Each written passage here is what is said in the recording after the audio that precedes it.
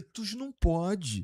O Mitos, ele conseguiu sair do confinamento programado cuidadosamente para mantê-lo preso e ele saiu e, portanto, ô Akita, nós não podemos usar o Mitos aqui. Se inscreva no canal, deixa o like, comenta, compartilha e bora pro vídeo! A gente tentou. Inclusive, até é interessante você falar isso, que eu não tinha notado isso na época, depois as pessoas vieram me falar.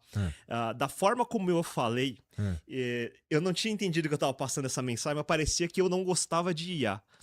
Porque... Não foi isso que eu saquei, mas realmente, alguns comentários sim.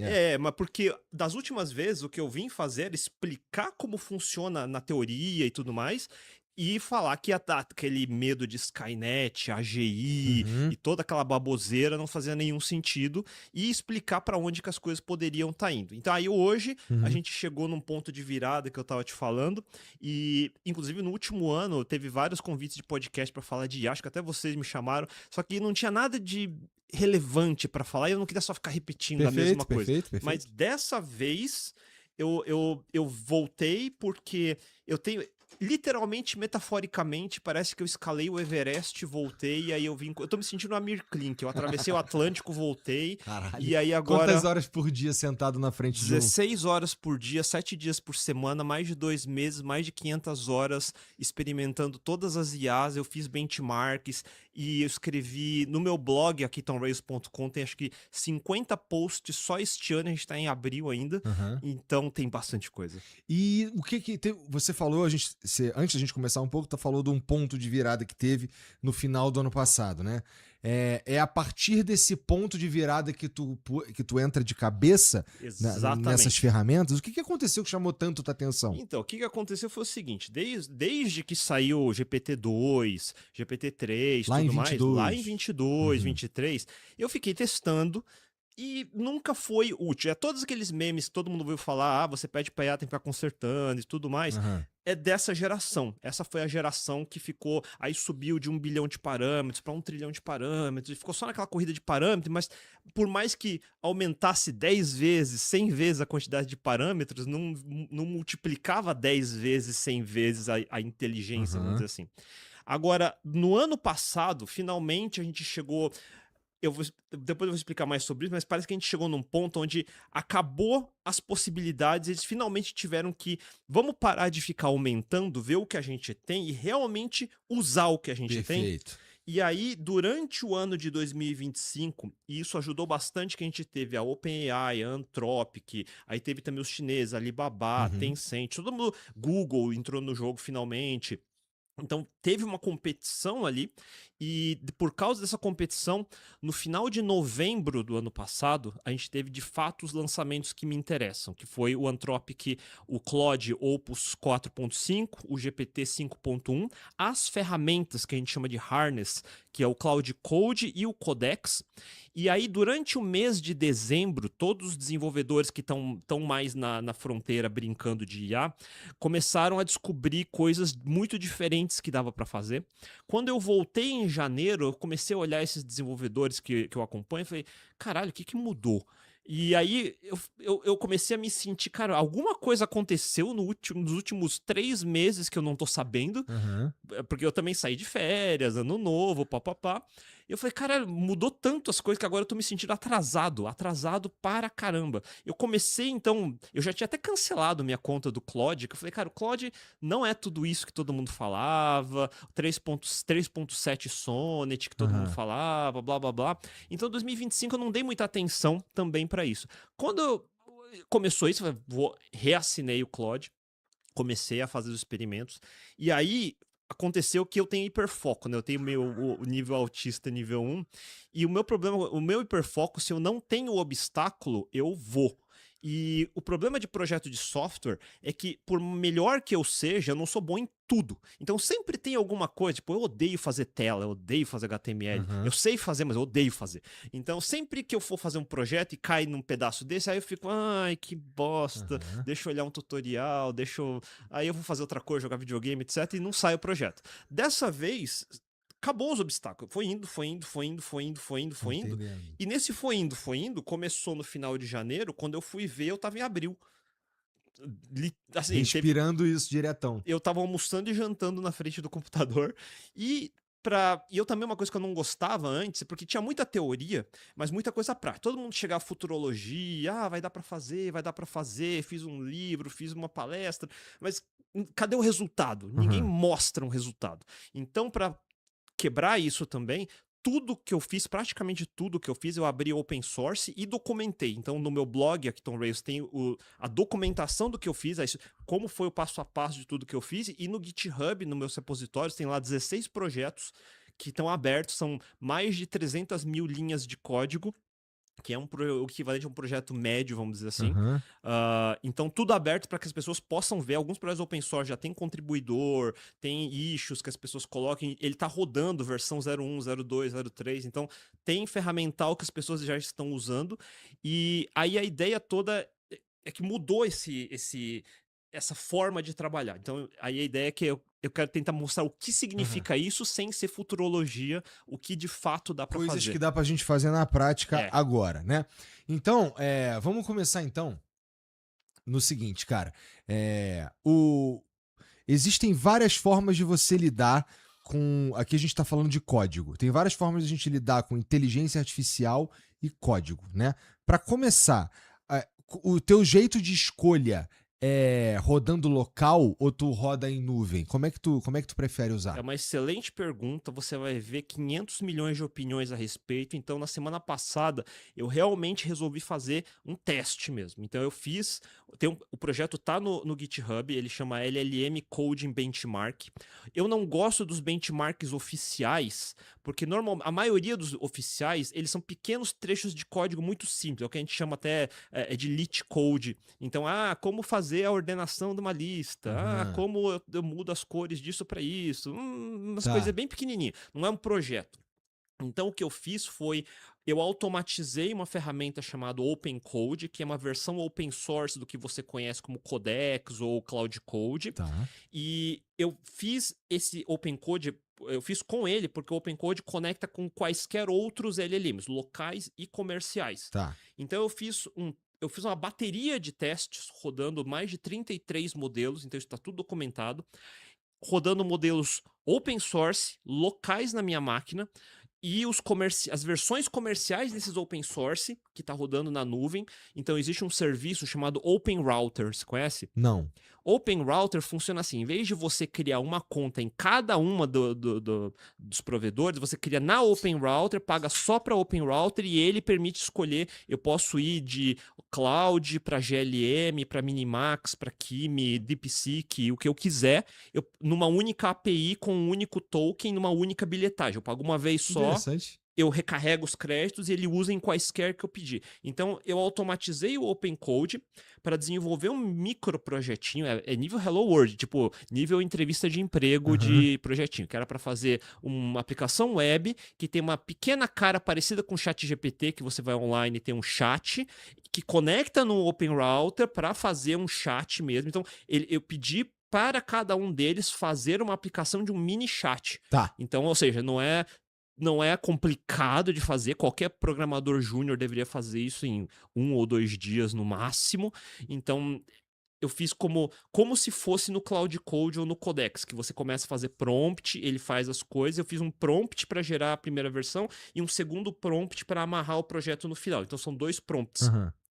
Que é diferente de você faça um algoritmo, faça um pequeno trecho.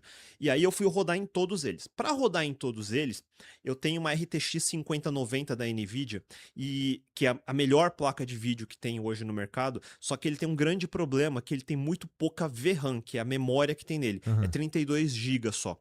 Significa que eu não consigo rodar modelos com mais de 30 bilhões de parâmetros. Então, para isso, eu comprei um mini PC que é fraco, que é a AMD Ryzen AI Max, que é o chip AI Max, e ele tem uma GPU embutida que permite compartilhar a RAM que vem nela, e eu comprei com 128 GB de RAM, aí eu consigo dar 96 GB para essa máquina. Aí eu consigo rodar modelos maiores como o Qwen 3, 122 bilhões de parâmetros.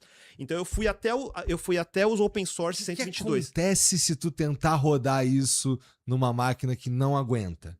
Fica lento. Fica lento. Só. Então foi isso, porque eu baixei o Llama, eu acho. Isso. Né? E aí eu tentei alguns modelinhos quando eu tava brincando, tentando descobrir onde é que eu me encaixava melhor. E eu tentei, deixa eu ver qual que é o mais fodão aqui, sem noção nenhuma. Baixei enquanto eu jogava minha partidinha de Hearthstone, né? Quando eu fui rodar a parada, o computador virou uma carroça na hora. Vira carroça, porque ele vai usar toda a sua GPU. E dependendo do tamanho do modelo, ele vai consumir toda a sua VRAM e vai começar a usar a sua RAM da CPU. E isso é um sério problema, porque ele vai ficar transferindo camadas do modelo entre RAM e VRAM, e isso ele usa a CPU no meio do caminho, numa RAM que é muito mais lenta. Então, memória hoje, não é à toa, todo mundo sabe que memória ficou caro pra cacete, por causa... A maior parte foi por especulação. Foi o desgraçado do Sam Altman. E lembra que eu falei mal dele da última vez, vou continuar falando mal dele. Tu fala mal dele nos podcasts também? Falo mal dele. Cara, o cara, ele encomendou, antes de fabricar todo o estoque de RAM pra ele. Na cabeça megalomaníaca dele, ele ia precisar de toda a RAM que tinha, mais as que iam ser fabricadas. Tava neste nível. E de fato tem uma demanda, que não é só dele, de criar mais data center para inferência de IA. Mas essas notícias que um Sam Altman da OpenAI dá, o Dario Amodei dá, cada tweet que o desgraçado dá, move o mercado. O mercado teve alta, o mercado teve baixo, porque o Amodei soltou um tweet, entendeu? O que tu acha da Amodei? Também outro desgraçado. Tá bom. É outro desgraçado. É que são desgraçados de jeitos diferentes. O Sam Altman, ele é um mafioso. Ele sabe que é um mafioso, todo mundo sabe que ele é um mafioso, ele acha que é o Michael Corleone, mas na verdade ele é o Fredo. Tá. Quem assistiu sabe o que eu tô falando. Sim. Você não é da minha família. O Dario Amodei, por outro lado, ele tem God Complex. Ele quer ser Deus. Ele acha que ele é a voz certa da humanidade e ele tá lá pra salvar o mundo. Entendi. Dá pra sentir na vibe mesmo, né? Quando tu assina os serviços dele, até os termos são meio nessa vibe. E aí, ironicamente, os dois melhores do mercado, de fato, são o Opus 4.6, agora vai ser o Mythos, que tá saindo agora. Não, o Mythos não pode. O Mythos, ele conseguiu sair do confinamento programado cuidadosamente para mantê-lo preso e ele saiu e, portanto, Akita, nós não podemos usar o Mythos aqui, eu e você, na nossa casa. Exatamente, é perigoso demais. Ele pode causar uma terceira guerra. Nossa, Mythos.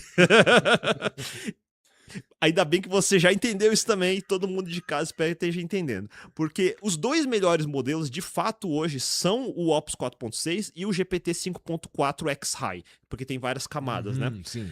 E eu vou explicar por que depois. Dos modelos não americanos, o máximo que você tem é o da Zai, que é chinesa, que faz o GLM 5.1, ainda tá abaixo, ele tá mais próximo do Sonnet 4.5, 4.6 do que do Opus 4.6. Mas já ele é usável hoje. E os outros é bullshit. Isso aqui tudo a gente tá falando de código. De código. Fazer código. De código, sim. Então, desculpa até, o contexto é que eu sou programador, isso, né? É importante. Porque assim, não tem uma... No teu podcast eu ouvi, inclusive, de modelos que eles alucinam como se estivessem fazendo código, mas eles estão só... Isso. E vai continuar alucinando, tá? Isso não... Eu vou explicar como a gente conseguiu controlar essa alucinação também. É natural de LLMs alucinarem, faz parte do processo. O problema não é se ele vai errar, é quantas vezes, o que eu faço quando ele erra, entendeu? Mas dos modelos open source, ou modelos não os frontier models que a gente chama, existem uma categoria enorme. Quando eu falo que são bullshit, não é que são ruins, tipo, inusável. É que comparado ao Opus e ao GPT, eles estão uma camada abaixo. Então, existem modelos uma camada abaixo que dá para usar para programar, mas você como programador vai ser exigido mais de você. Então, modelos que estão abaixo deles. Então, tem o GLM e embaixo aí você vai ter modelo Kimi, modelo Minimax, nos níveis open source que dá para rodar na sua máquina, a única que vale a pena é o do Alibaba, que é o Coin 3.5, de 35 bilhões. Fudeu minha máquina. E esse é o mais rápido, é o mais performático e o que melhor gera código, mas, tipo, dentro de um ranking, eu tenho um ranking lá, ele tá, tipo, lá embaixo no ranking, entendeu? Então, eu podendo pagar, eu prefiro pagar o Opus do que rodar o Qwen. Perfeito, entendi. Entendeu? Entendi. E por que faz o Opus ser tão incrível assim? A gente tem lá, inclusive, no aplicativo, dá para eu escolher o Opus com pensamento estendido e tem como eu escolher o Opus com 1 milhão de tokens de contexto, né? Isso. Eles são, esse e o GPT 5.4, eles são objetivamente melhores que os outros. Objetivamente melhores. Mas por quê? Tá. Então vamos lá.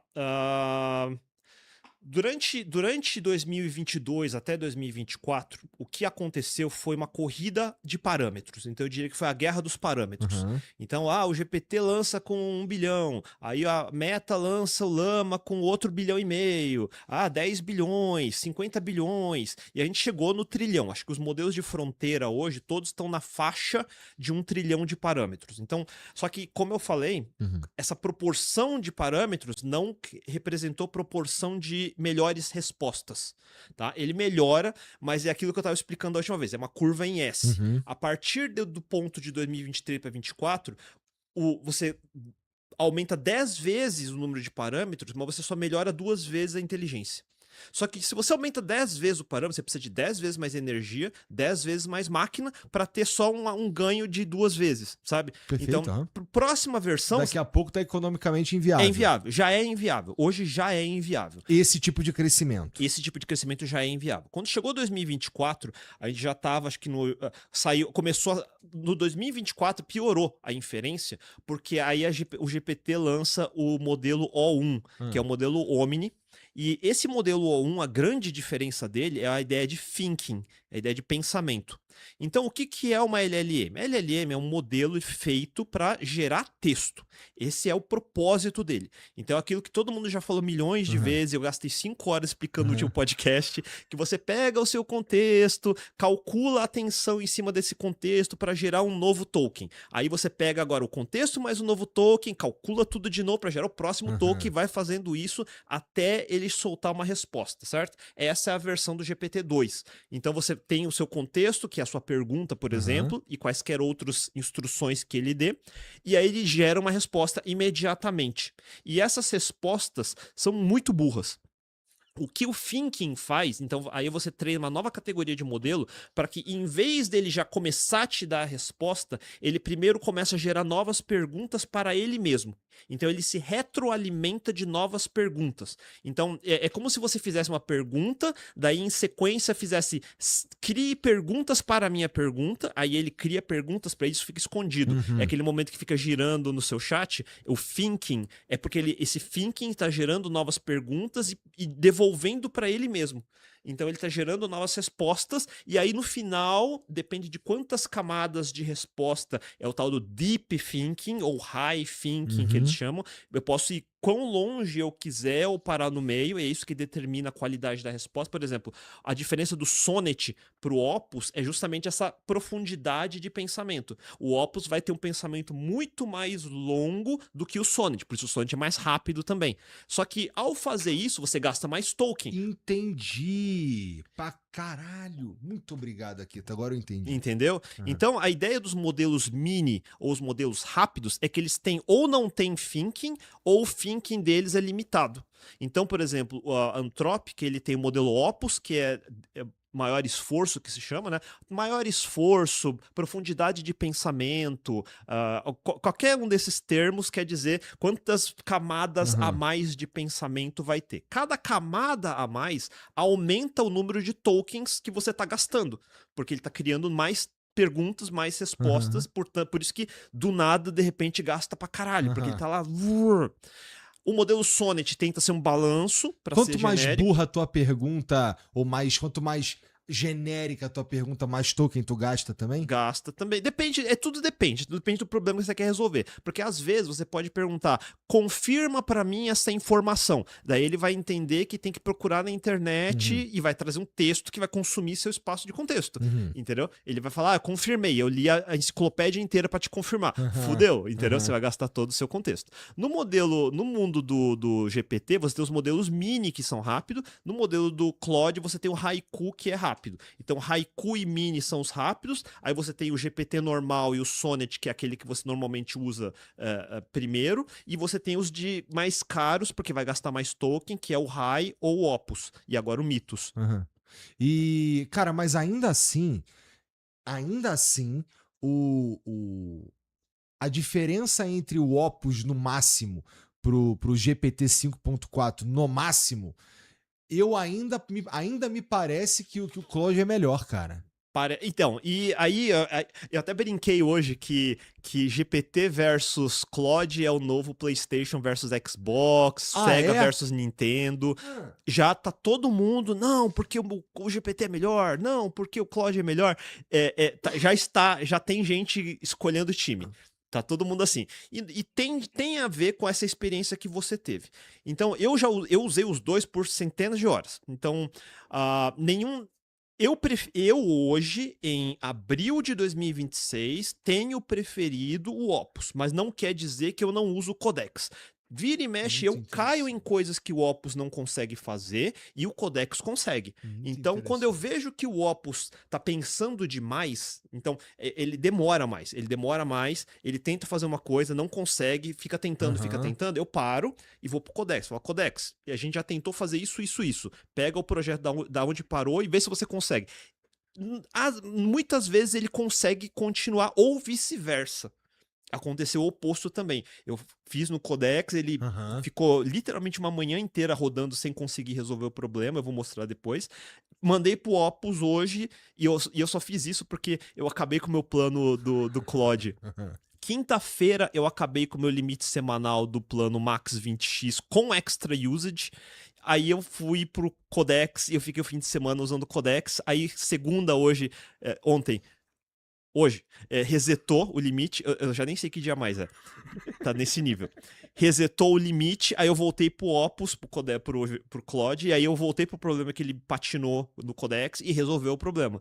Então, você vê que ele fica indo. Eu sempre, pra quem me acompanha e assistiu meu canal no YouTube, uma das coisas que eu sempre falei, isso acontece com linguagem de programação. JavaScript, ou Python, ou Java, qual que é melhor? Foda-se, eu não sou outdoor de linguagem, eu vou usar a que resolveu o meu problema melhor naquele momento. Eu falo que todo bom programador tem que ser promíscuo e desleal com toda a tecnologia. E eu sou assim, eu sou totalmente desleal. Então hoje, abril de 2026... Por mais que eu odeie o Dario Amodei, eu separo, porque Anthropic não é o Dario Amodei. Anthropic tem centenas de excelentes engenheiros trabalhando, independente do Dario Amodei. Então, eles têm uma boa ferramenta, hoje funciona melhor. Se você curtiu esse vídeo, se inscreve no canal Highlights Podcast, deixa o like e compartilha com seus amigos.